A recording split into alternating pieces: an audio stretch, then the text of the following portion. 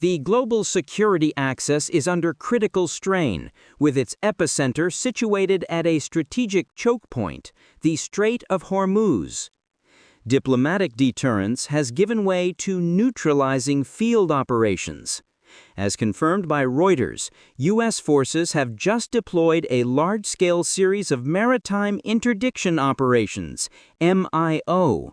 Specifically, at least 3 Iranian-flagged oil tankers were boarded, searched, and seized by special forces using Visit, Board, Search and Seizure (VBSS) tactics in Asian waters. This is not an accidental clash, but a systematic campaign of strategic coercion. The objective?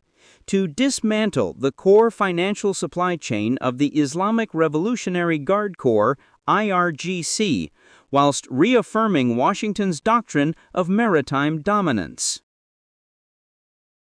With negotiations stalled, Hormuz, the transit corridor for 20% of the world's oil, has officially transformed into a gray zone operational theater.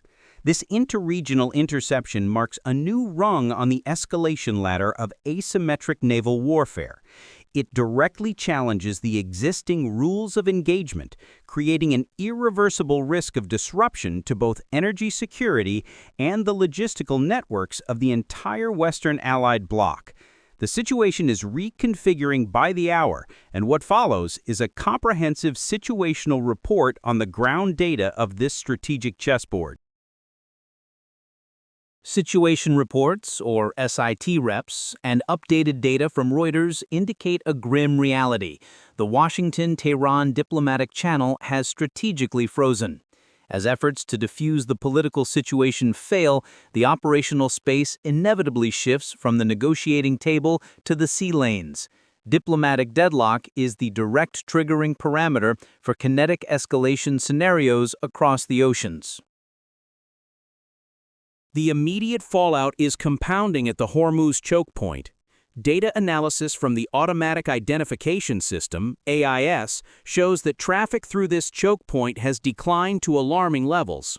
Commercial vessels are forced to alter their routes or transition to armed convoy operations under the protective umbrella of naval coalitions. With a traffic separation scheme, TSS, navigable width of merely 3 kilometers, Hormuz is a geographical Achilles heel. Should the IRGC deploy naval mines, activate swarm tactics using fast inshore attack craft, or bring coastal anti-ship cruise missile systems to firing readiness, the maritime supply chain would be severed instantly. Assessed through the lens of military doctrine, Tehran is executing a gray zone strategy combined with an anti-access area denial, a 2AD mindset. Maintaining high maritime risk is not merely a localized deterrent, it is the weaponization of geography. By directly threatening this waterway, Iran establishes an unconventional instrument for global leverage. A de facto blockade creates not only an energy shot, but also serves as the ultimate stress test for the U.S. Fifth Fleet's Freedom of Navigation Operations, FONOPs, and the forward presence capabilities of the entire Allied architecture.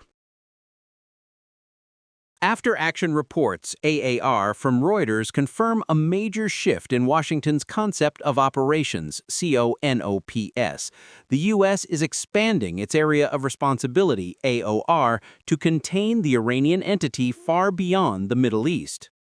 Executing VBSS operations targeting 3 Iranian tankers in Asian waters is the core evidence of this remote containment strategy. This operation did not occur in isolation. It is the culmination of a closed kill chain, starting from the isolation of Ghost Fleet signals via signals intelligence, or SIGINT, and synthetic aperture radar, SAR, through to the deployment of special forces under the umbrella of the global C4ISR system. Viewed through the prism of power projection, this strike requires real-time intelligence sharing coordination between the Indo-Pacific Command and Central Command. It demonstrates that the U.S. capacity to maintain maritime domain awareness, MDA, across heavily congested sea lanes is formidable. However, expanding the operational space means loosening security perimeters. As coercive activities extend beyond the Persian Gulf, the probability of miscalculation skyrockets.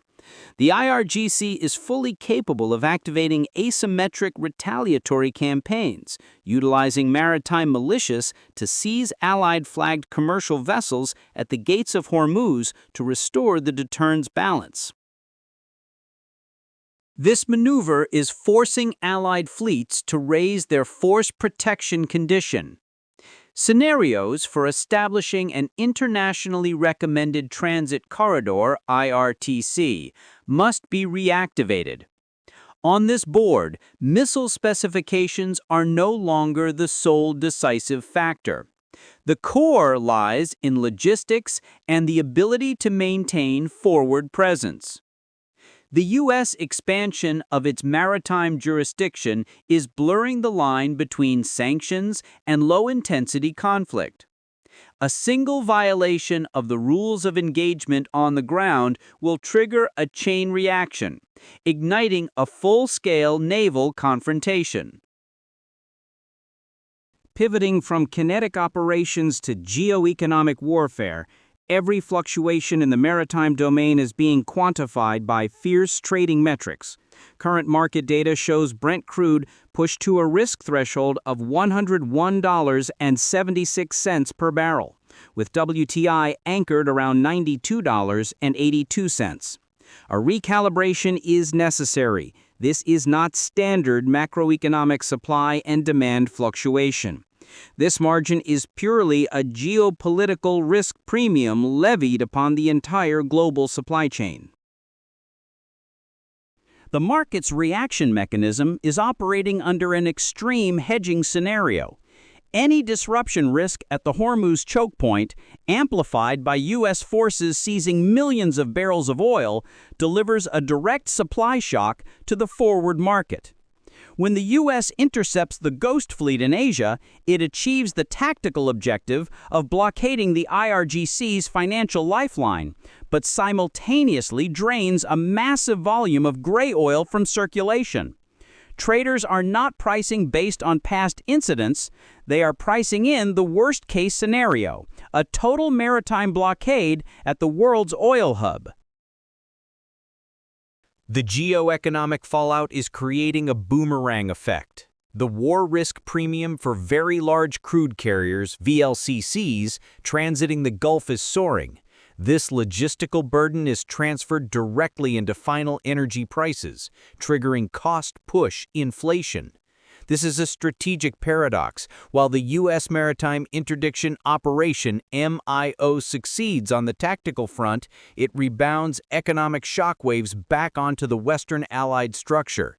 In this war of attrition, the metric of survival does not lie in cruiser firepower, but in the economic resilience of nations against the pressure of energy disruption. Medium-term strategic forecast. The prospect of a diplomatic breakthrough between Washington and Tehran is approaching zero. Both sides are locked in a tactical stalemate. The negotiating table will only reopen when one side establishes overwhelming deterrence, either in the maritime domain or through the manipulation of energy supply chains. During this tug-of-war, coercive diplomacy via kinetic military action is the only remaining language of communication. The greatest immediate risk is a spiral of asymmetric escalation. In response to U.S. military operations, MIOs, seizing its oil tankers, the Islamic Revolutionary Guard Corps Navy, IRGCIN, will not commit suicide by seeking conventional engagement. Instead, its sea denial doctrine will be fully activated, ranging from swarm tactics using armed speedboats, FIAC, and the deployment of smart mines to VBSS raids targeting Allied commercial shipping to restore deterrence equilibrium. In conclusion, the center of gravity of global geopolitics currently rotates solely around the Hormuz axis. Despite the U.S. Department of Defense's efforts to expand its power projection capabilities, all Pentagon operation plan and the Western energy security architecture remain pinned down by this choke point. The Hormuz Gambit has officially entered its kinetic phase. At this juncture, a single tactical miscalculation is enough to trigger an irreversible chain of fractures across the entire global strategic logistics system.